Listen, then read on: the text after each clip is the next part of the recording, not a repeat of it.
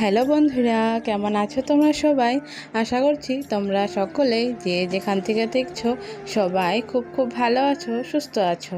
আমি আসামের ছোট্ট একটি গ্রাম থেকে পূজা। তোমাদের সকলকে আমার ব্লগ চ্যানেলে অনেক অনেক স্বাগত আর অনেক অনেক ভালোবাসা জানাই। তো আজকে ঘুম থেকে উঠে দেখি এই দেখো উঠোনে জল হয়ে গেছে। তো রাত্রে তো অনেক বৃষ্টি হয়েছে, কিন্তু কি জানো, ওই বৃষ্টির জন্য একটু ঠান্ডা ভাব পড়েছে জন্যে আমরা কিছুই টের পাইনি। তো সকালে উঠেই দেখি এই অবস্থা। বৃষ্টির জন্য ঘুম থেকে উঠতেও কিন্তু অনেকটাই দেরি হয়ে গেছে। এখন কিন্তু তোমার মোটামুটি 7টা বেজে গেছে। তো ওই জন্য দেরি না করেই কাজে লেগে গেছি। তো ভাগ্যিস আজকে রবিবার, অন্যদিন হলে তো অনেকটাই অসুবিধা হতো, কারণ মেয়েকে স্কুলে পাঠাতে হয়। তো আর কি। তো দেখো আজকে তোমাদের দাদা ভাইও অনেকটা দেরি করে উঠেছে, কারণ এই কয়েকদিন যাবৎ এত গরম, রাত্রে না ঘুমই হচ্ছিল না।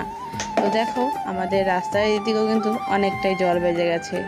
তো রাত্রে হয়েছে বৃষ্টি, কিন্তু সকাল থেকে কিন্তু গরমের ধাপ কিন্তু একটু কমেনি, সেই আগের মতনই গরম। তো যাই হোক বন্ধুরা, আমার কিন্তু উঠান ঝাড় দেওয়া শেষ হয়ে গেছে। তারপরে দেখো ওই কালকে রাত্রে এঁঠো বাসনগুলো মেজে এনে একবারে রান্না বসিয়ে দিয়েছি।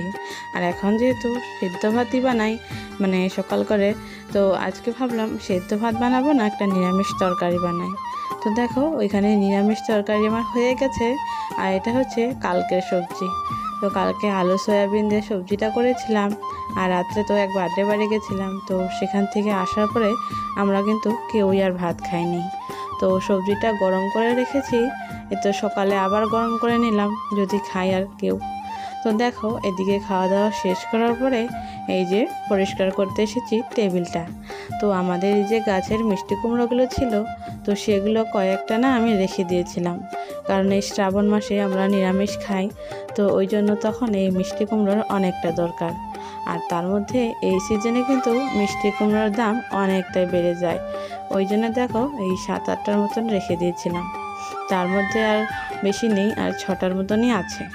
তো আজকে ভাবছি এই মিষ্টি কুমড়োগুলো রোদে দেব, কারণ অনেক দিন যাবৎ ঘরে থাকলে না একটু মাঝে মধ্যে রোদে দিতে হয়, না হলে না নষ্ট হয়ে যায়। আর এদিকে ওই যে টেবিলটাও ভালো করে মুছে নেব, কারণ কয়েকদিন হলো টেবিলটাও মোছা হচ্ছিল না। তো দেখো মিষ্টি কুমড়োগুলো নামিয়ে নিয়েছি, নামিয়ে নিয়ে টেবিলটা ভালো করে মুছে নিচ্ছি। আর হ্যাঁ বন্ধুরা, আমার এই ভিডিওটি কে কোথা থেকে দেখছো কমেন্ট করে কিন্তু অবশ্যই জানিও, তাহলে আমিও জানতে পারবো আমার এই ভিডিওটা কত দূর দূরান্ত থেকে দেখে। আর যারা যারা এই পর্যন্ত আমার চ্যানেলে নতুন বন্ধু হয়ে আছো, তাদেরকে একান্তই অনুরোধ ভিডিওটা ভালো লাগলে লাইক করে বন্ধু হয়ে যাওয়ার জন্য। তো দেখো এদিকে কুমড়োগুলো কিন্তু ওয়ালের উপরে দিয়ে দিচ্ছি, কারণ আমাদের বারান্দাতে কিন্তু প্রচুর রোদ পড়ে, যেহেতু পূব দুয়ারি ঘর। আর পূব দুয়ারি ঘর তো জানোই, সকালের সমস্ত রোদ কিন্তু এই বারান্দা সিঁড়ি এগুলোতেই পড়ে থাকে। তারপরে দেখো এই যে নাইটিটা ভালো করে ঝেড়ে নিচ্ছি, তো এইটাও ধুয়ে দেবো ভাবছি, কারণ এইটার উপরেই ওই মিষ্টি কুমড়োগুলো রেখেছিলাম। তা না হলে যদি মাটির একটু গ্যাস পায় তাহলে কিন্তু তাড়াতাড়ি নষ্ট হয়ে যায়। তারপরে এই যে বালতি ভরে জল নিয়ে আসলাম, এখন একটু বারান্দাটা মুছে নেব। তো ভাবছি ঘরটাও মুছে নিই, কারণ ঘরটার মধ্যে ডেইলি গাড়ি উঠায়, তার জন্য না একটু কেমন জানি মানে ধুলা ধুলা ভাব হয়ে গেছে। তো সবসময় তো মুছেই থাকি, কিন্তু মাঝে মধ্যে কতদিন একটু আলসের লাগলে মুছিও না। তো আজকে ভাবলাম বারান্দাটা যদি মুছিয়ে নেব তাহলে ঘরটাও মুছে নিই।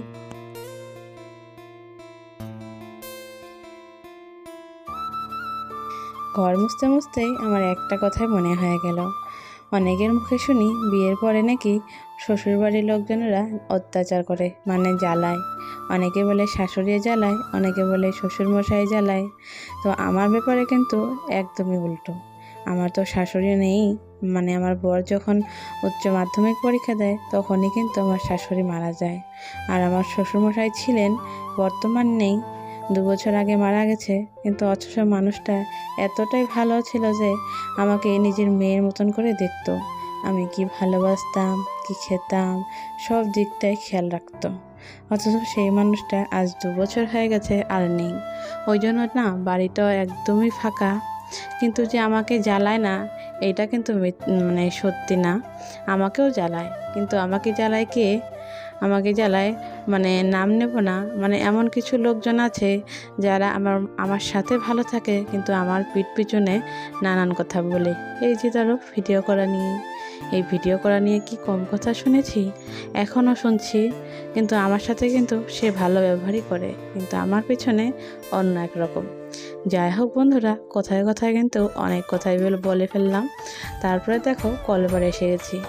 তো এই যে সংসারের সমস্ত কাজ করতে করতে অনেকটাই কিন্তু বেলা হয়ে যায়, আর এখনও মোটামুটি 11টা বেজে গেছে। তো ওই জন্য কলে পরেও অনেকটা রোদ, ওই জন্য দেখো আরেকটা নাইটি দিয়ে একটু মাথায় কাপড় দিয়ে দিলাম, মানে এতটা রোদে কাম করতে খুবই অসুবিধা হয়। তো তারপরেই দেখো বিছানা চাদরটা ধুয়ে দিচ্ছি। আর আমরা কিন্তু এইভাবেই কাপড়গুলো পিটিয়ে পিটিয়ে ধুই, তা না হলে না পরিষ্কার হয় না। অনেকে আছে এমনি খেচে খুচে ধয়, আর আমার সত্যি কথা বলতে কি, এইভাবে কাপড় চোপড় না ধুলে আমার মানে শান্তি হয় না, মনে হয় নোংরা লেগে আছে। তো আর কি, তো দেখো কাপড় পিটতে পিটতে কিন্তু আমি হাঁপিয়ে গেছি। তারপরে স্নান করে চলে এসেছি রান্নাঘরে। তো রান্নাঘরে এসে আগে ডালটা বসিয়ে দিলাম। আর এখন যেহেতু নিরামিষ খাই, নিরামিষ খাবারে কিন্তু সবার আগে ডালটা লাগবেই। তো ওইদিকে ডালটা বসিয়ে দিয়ে সবজিগুলো কেটে নিচ্ছি। আর আজকে ভাবছি পাঁচমিশালি তরকারি করব, মানে লাবড়া। আমরা যেটাকে বলি লাবড়া, অনেকে আছে পাঁচমিশালি তরকারি বলে, আর আমরা সবসময় এটাকে লাবড়া বলি। আর এটা কিন্তু খেতেও খুব ভালো লাগে, অনেক রকমের সবজি দিয়ে বানানো হয়। তো আজকে ঘরে মোটামুটি ভালোই সবজি ছিল, তো ওই জন্য ভাবলাম লাবড়াটা বানিয়ে নিই।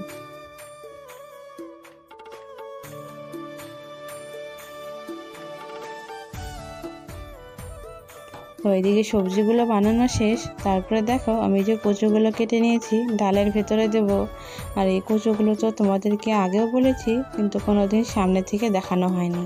তো এই দেখো কচুগুলো একদমই কিন্তু আলুর মতো।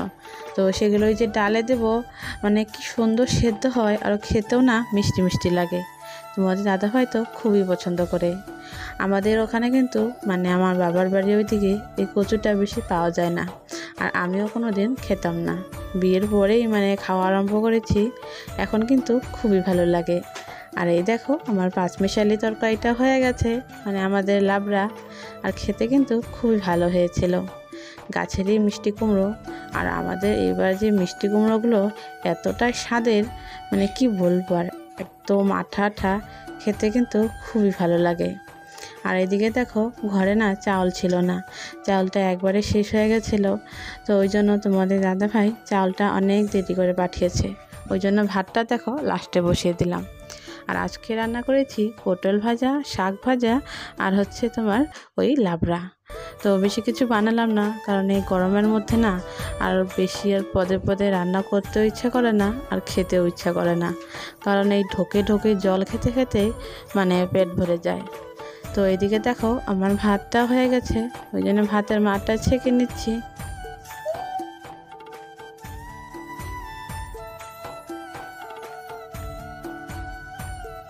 তো ভাতটা ছাকা হয়ে গেলে মেয়ের জন্য ভাতটা বেড়ে নিলাম, কারণ আজকে সকালবেলা তো মেয়েকে খাওয়ানো হয়নি।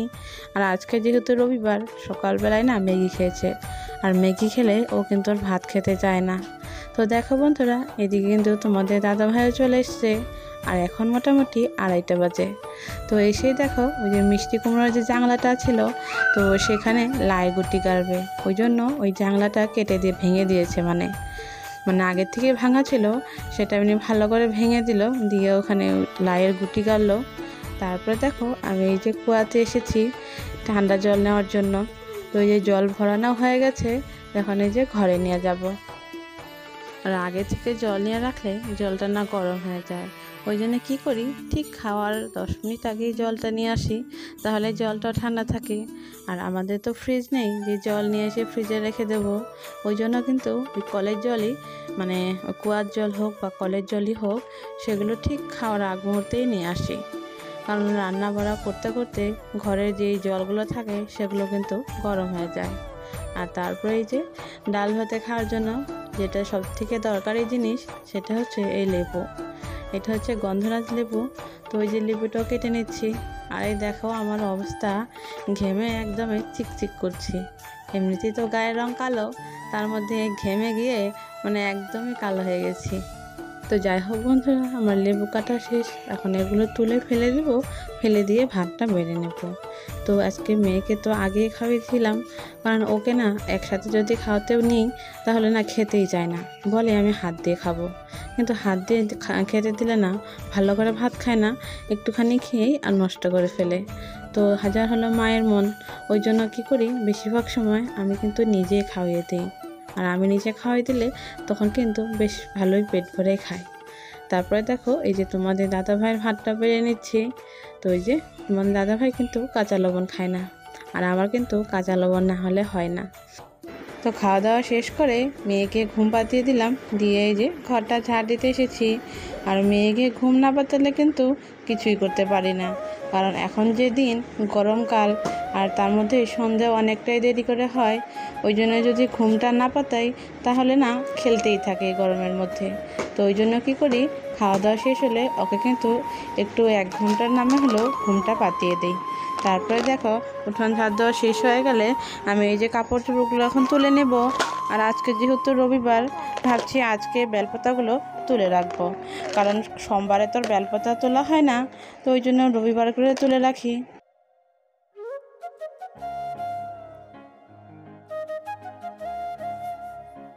আর জানো তো আজকে কিন্তু একটা মহা বিপদেই পড়ে গেছি। তো এমনিতেই যা গরম, তার মধ্যে না আজকে আমাদের ইনভার্টারটা চার্জ নিচ্ছে না।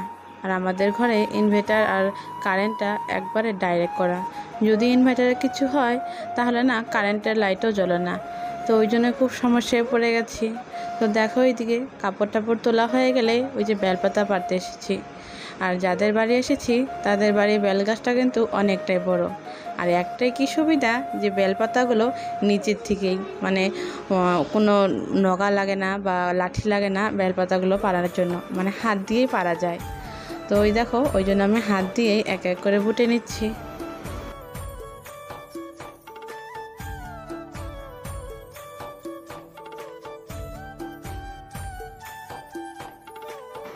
তারপরে দেখো তোমাদের দাদাভাই ওই যে ব্যাটারির জল শেষ হয়ে গেছিলো, ওই জন্য নাকি চার্জ হচ্ছিল না, ওই জন্য ব্যাটারির জলটা নিয়ে আসলো। আর দেখো 2 বোতল লেগে গেছে, মানে একটুও জল ছিল না ব্যাটারির। আর ব্যাটারিতে জল না থাকলে তাহলে লাইট কিভাবে জ্বলবে। তো বন্ধুরা, আজকের মতন ব্লগটা আমি এখানে শেষ করছি। ভালো লাগলে লাইক কমেন্ট শেয়ার করে দিও, আর চ্যানেলে নতুন বন্ধু হয়ে থাকলে চ্যানেলটাকে কিন্তু অবশ্যই সাবস্ক্রাইব করে দিও। তো আজকের মতো বিদায় নিচ্ছি, সবাই ভালো থেকো, সুস্থ থেকো, টাটা, বাই বাই।